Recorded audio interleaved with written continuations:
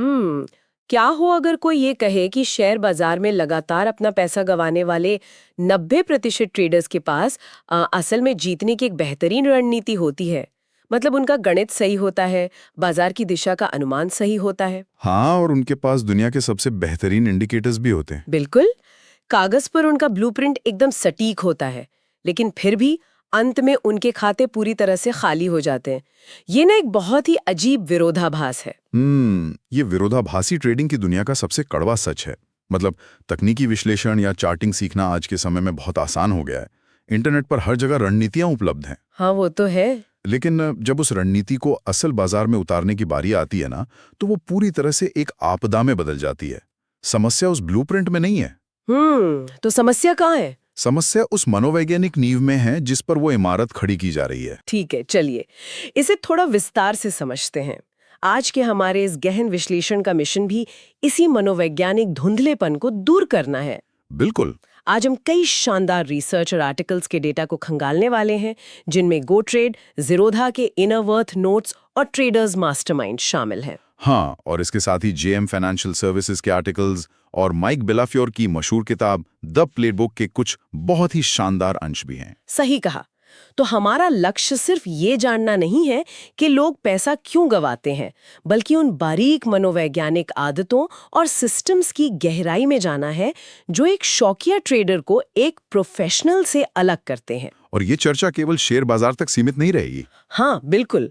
ये दबाव में निर्णय लेने की हमारी इंसानी क्षमता और अनुशासन के बारे में है, जो जीवन के किसी भी क्षेत्र में काम आ सकता है। तो अगर हम इन सभी स्रोतों को एक साथ देखें ना, तो जो सबसे पहली बात उभर कर आती है वो ये है कि हम रणनीतियों को कुछ ज्यादा ही महत्व देते हैं। अच्छा। हाँ, एसियर सिक्योरिटीज का एक बहुत ही स्पष्ट और चौंकाने वाला आंकड़ा है कि 90% रिटेल ट्रेडर्स फेल होते हैं। लेकिन इस विफलता का मुख्य कारण खराब रणनीति नहीं है। तो फिर क्या है? कारण है निष्पादन, यानी एग्जीक्यूशन की कमी। रणनीति तो केवल एक टूल है। इसे समझने के लिए हम एमएक्सी की रिसर्च में दिए गए ट्रेडर ए और ट्रेडर बी के तुलनात्मक अध्ययन को देख सकते हैं। दोनों ट्रेडर्स को बिल्कुल एक ही रणनीति दी गई थी। बिल्कुल एक जैसी। एंट्री और एग्जिट के नियम भी समान थे। हाँ। फिर भी 1 महीने बाद ट्रेडर ए मुनाफे में था और ट्रेडर बी भारी नुकसान में। और कारण बहुत ही सीधा था। ट्रेडर बी ने अपनी भावनाओं के हावी होने पर नियमों को तोड़ दिया। उसने अपने स्टॉप लॉस को अनदेखा किया। हाँ, ये तो वही बात हो गई ना, जैसे एसीवाई सिक्योरिटीज के आर्टिकल में वो जिम की फिटनेस योजना वाली एनालॉजी दी गई है। वो बहुत सटीक एनालॉजी है। मतलब लोग एक बहुत ही बढ़िया और महंगा फिटनेस प्लान खरीदते हैं, लेकिन फिर उस रूटीन को फॉलो नहीं करते और अंत में उस प्लान को ही दोष देते हैं कि प्लान काम नहीं कर रहा। बिल्कुल।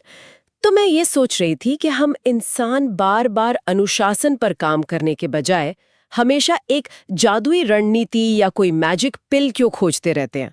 यहाँ सबसे दिलचस्प बात यह है कि हमारा इंसानी दिमाग इस तरह की अनिश्चितता के लिए डिजाइन ही नहीं किया गया है।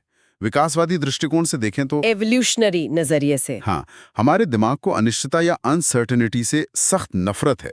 हमारा दिमाग हर चीज पर नियंत्रण चाहता है। कंट्रोल का एक भ्रम। बिल्कुल। जब कोई ट्रेड नुकसान में जाने लगता है तो स्क्रीन पर दिखने वाला लाल रंग हमारे दिमाग के अमिगडाला को ट्रिगर करता है। ये वो हिस्सा है जो हमें जंगली जानवरों के खतरे से बचाता था। वाओ, तो मतलब हम बाजार को एक खतरे की तरह देखने लगते हैं। हाँ, अमिगडाला हावी हो जाता है और हमारे तार्किक दिमाग को बंद कर देता है। ट्रेडर अब तर्क से नहीं बल्कि सर्वाइवल मोड में काम कर रहा होता है। और यही डर और तार्किक सोच का बंद होना उन आदतों को जन्म देता है जिनका जिक्र ज़ीरोधा के इनर वर्थ मॉड्यूल में किया गया है। वो ओवर ट्रेडिंग वाला हिस्सा। हाँ, वो बताते हैं कि ओवर ट्रेडिंग कोई तकनीकी गलती नहीं है। ये असल में बोरियत, कुछ छूट जाने का डर यानी फोमो और दिन में सपने देखने का नतीजा है। सही बात है। जब बाजार में कुछ खास नहीं हो रहा होता तो ट्रेडर का दिमाग डोपामाइन की तलाश में होता है। मतलब वो बस स्क्रीन पर कुछ एक्शन देखना चाहते हैं, बिना किसी योजना के दांव लगा देते हैं। हाँ, लोग स्क्रीन पर केवल हलचल देखने के लिए ट्रेड ले लेते हैं। उन्हें लगता है कि कुछ करते रहना ही ट्रेडिंग है। लेकिन अगर हमारा इंसानी दिमाग अनिश्चितता से इतनी ही नफरत करता है और हमारा जीव विज्ञानी हमारे खिलाफ काम कर रहा है, तो फिर प्रोफेशनल ट्रेडर्स बाजार में टिके कैसे रहते हैं? से अनिश्चितता को खत्म करने की कोशिश ही नहीं करते। अच्छा, तो वो क्या करते हैं? वो भविष्यवाणियां करना छोड़ देते हैं और पूरी तरह से संभावनाओं यानी प्रोबेबिलिटीज के ढांचे में सोचना शुरू कर देते हैं। संभावनाओं में सोचना। हाँ, शौकिया ट्रेडर्स हर ट्रेड को सही या गलत साबित होने की एक व्यक्तिगत परीक्षा मान लेते हैं। अगर ट्रेड नुकसान में गया तो उन्हें लगता है कि वो मूर्ख है। वो इसे ईगो पर ले लेते हैं। बिल्कुल, लेकिन गो ट्रेड के सिद्धांत स्पष्ट रूप से कहते हैं कि प्रोफेशनल्स के लिए नुकसान कोई गलती नहीं है, ये बस उनके ट्रेडिंग रूपी बिजनेस को चलाने की एक ऑपरेटिंग कॉस्ट है। जैसे किसी दुकान का बिजली का बिल। एकदम सही। ये आत्मसम्मान को परिणामों से अलग रखने की कला है। एक खराब ट्रेड का मतलब ये नहीं कि ट्रेडर बेवकूफ है, और एक अच्छे ट्रेड का मतलब ये नहीं कि वो जीनियस है। ये कहना तो आसान है, लेकिन करना बहुत मुश्किल है। और यहीं पर मुझे लॉन्ग टर्म पब्लिशिंग के उस रिसर्च पेपर की याद आ रही है, जहां धैर्य को एक बिल्कुल नए नजरिए से परिभाषित किया गया है। हाँ, पेशेंस के बारे में उनका नजरिया बहुत अलग है। अक्सर हम मानते हैं कि धैर्य का मतलब है स्क्रीन के सामने चुपचाप हाथ पर हाथ रखकर बैठना, लेकिन वो इसे एक सक्रिय काम बताते हैं। सक्रिय काम यानी एक्टिव सर्वेलेंस। इसका मतलब है कि ट्रेडर बाजार की हर हरकत को देख रहा है, लेकिन उस पर बिना सोचे समझे प्रतिक्रिया नहीं दे रहा। और शौकिया ट्रेडर्स में डर इतना हावी होता है कि वो अपने फायदे वाले ट्रेड को बहुत जल्दी काट देते हैं। बिल्कुल, जिसे कटिंग विनर शॉट कहते हैं। हरा रंग दिखाने के तुरंत प्रॉफिट बुक कर लिया। हाँ, इस उम्मीद में कि कहीं बाजार वापस ना घूम जाए, जबकि प्रोफेशनल एक सिस्टमैटिक प्रॉफिट टारगेट का इंतजार करते हैं। और लॉन्ग टर्म पब्लिशिंग इसी संदर्भ में स्ट्रैटेजी हॉपिंग को एक बड़ी गलती बताता है। बार बार रणनीति बदलना, हाँ, ये एक बहुत बड़ी बीमारी है। लेकिन मैं यहाँ थोड़ा पीछे जाना चाहूंगी और गो ट्रेड की एक बहुत ही दिलचस्प एनालॉजी पर एक सवाल पूछना चाहती हूँ। हाँ, बिल्कुल पूछिए। वो कहते हैं कि कैपिटल एक इन्वेंट्री है, गोला बारूद नहीं। अब देखिए, ट्रेडिंग को तो हमेशा से एक बेहद आक्रामक और तेज तर्रार पेशे के रूप में देखा गया है।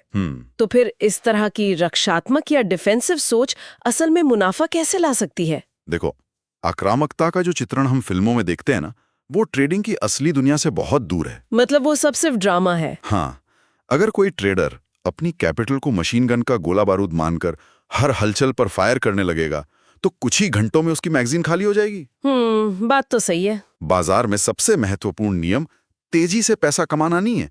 सबसे पहला नियम है जीवित रहना, मतलब सर्वाइवल। हाँ, अगर पूंजी सुरक्षित है तो कल एक नया अवसर जरूर मिलेगा।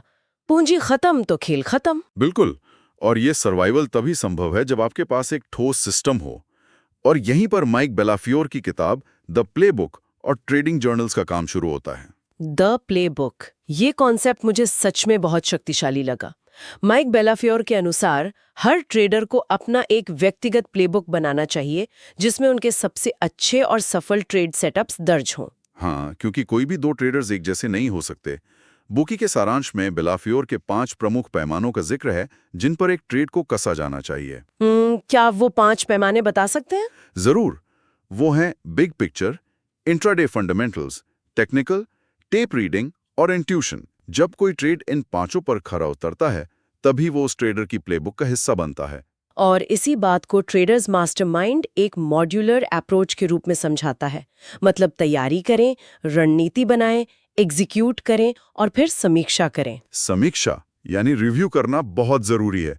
बिना रिव्यू के पिछले 3 कदम बेकार हैं। और इसी समीक्षा के लिए जेएम फाइनेंशियल सर्विसेज एक ट्रेडिंग जर्नल बनाए रखने की सलाह देता है, जो कि केवल नंबर्स का रिकॉर्ड नहीं है, बल्कि ट्रेडर की भावनाओं, डर और लालच को ट्रैक करने की एक डायरी है। हाँ, एक इमोशनल डायरी। यहाँ बात सच में बहुत दिलचस्प हो जाती है, क्योंकि बेलाफियोर अपनी किताब में एक रेस्टोरेंट एनालॉजी का इस्तेमाल करते हैं। वो पिज्जा वाली बात। हाँ, वो कहते हैं कि अगर आप पिज्जा बनाने में माहिर हैं तो टैकोस बनाने की कोशिश ना करें, मतलब अपनी असली ताकत को पहचानें। लेकिन मेरा सवाल ये है कि शुरुआती दौर में कोई कैसे पहचानेगा कि उसका पिज्जा क्या है? एक नया ट्रेडर अपनी ताकत कैसे खोजेगा? अगर हम इसे बड़े नजरिए से जोड़कर देखें तो ये जर्नल ही वो टूल है जो उसे अपनी ताकत खोजने में मदद करता है। अच्छा, वो कैसे? शुरुआत में एक ट्रेडर अलग अलग तरह के सेटअप्स आजमाता है। ये एक डेटा इकट्ठा करने की प्रक्रिया है। जब वो अपने जर्नल में पुराने ट्रेड्स और गलतियों का डेटा लिखता है तो कुछ हफ्तों बाद उसे पैटर्न दिखने लगते हैं। मतलब डेटा उसे बताता है कि उसका असली एज कहाँ है। बिल्कुल, बिना जर्नल के वो बस अंधेरे में तीर चला रहा है और जब ट्रेडर अपनी प्लेबुक और जर्नल बना लेता है तो सवाल उठता है कि वो अपनी सफलता को कैसे मापेगा। अक्सर लोग सफलता का सीधा मतलब P&L यानी बैंक अकाउंट में बढ़ते हुए पैसों से लगाते हैं। लेकिन ट्रेडर लाइन और द प्लेबुक दोनों कहते हैं कि परिणामों का मूल्यांकन मत करो, अपनी प्रक्रिया का मूल्यांकन करो। प्रक्रिया यानी प्रोसेस को ग्रेड देना, मतलब एक अच्छी प्रक्रिया वाला नुकसान भी एक अच्छा ट्रेड हो सकता है। हाँ, और इसी प्रक्रिया में एग्जिट के लिए रीजंस टू सेल नाम की एक पूरी चेकलिस्ट होती है। शौकिया लोग सिर्फ एंट्री देखते हैं, लेकिन प्रोफेशनल्स एग्जिट पर ध्यान देते हैं। और वो ये भी जानते हैं कि कब वो सही है और तब वो अपने A+ सेटअप पर जिम्मेदारी से अपना दांव बढ़ाते हैं। सही कहा।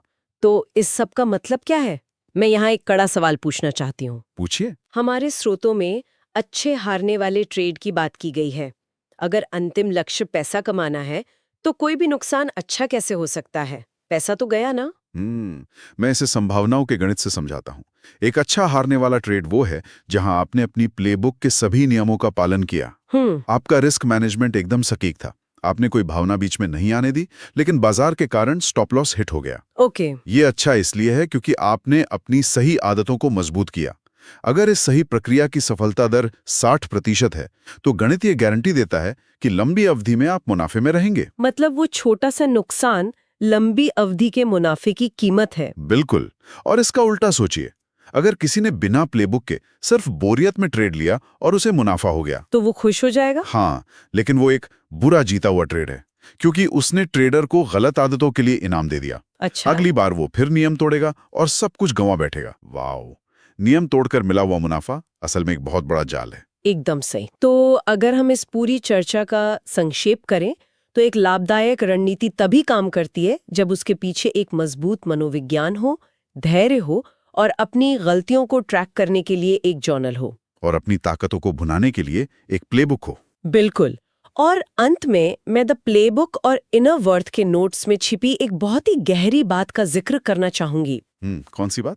उसमें कहा गया है कि सच्ची शांति और आत्मविश्वास धीरे धीरे बनता है, और अगर हमारे व्यक्तिगत जीवन में संतुष्टि नहीं है तो हम ट्रेडिंग में तुरंत मिलने वाली खुशी ढूंढने लगते हैं, जो कि बहुत ही नुकसानदायक है। बाजार आपकी कमियों को ही प्रतिबिंबित करता है। बिल्कुल। तो मैं श्रोताओं के लिए सोचने का एक विषय छोड़ना चाहती हूँ। अगर हमारा व्यक्तिगत जीवन, हमारे धैर्य का स्तर और हमारी खुशी हमारी ट्रेडिंग की सफलता तय करते हैं, तो क्या हम स्क्रीन पर बाजार के चार्ट्स को ट्रेड कर रहे हैं या असल में हम खुद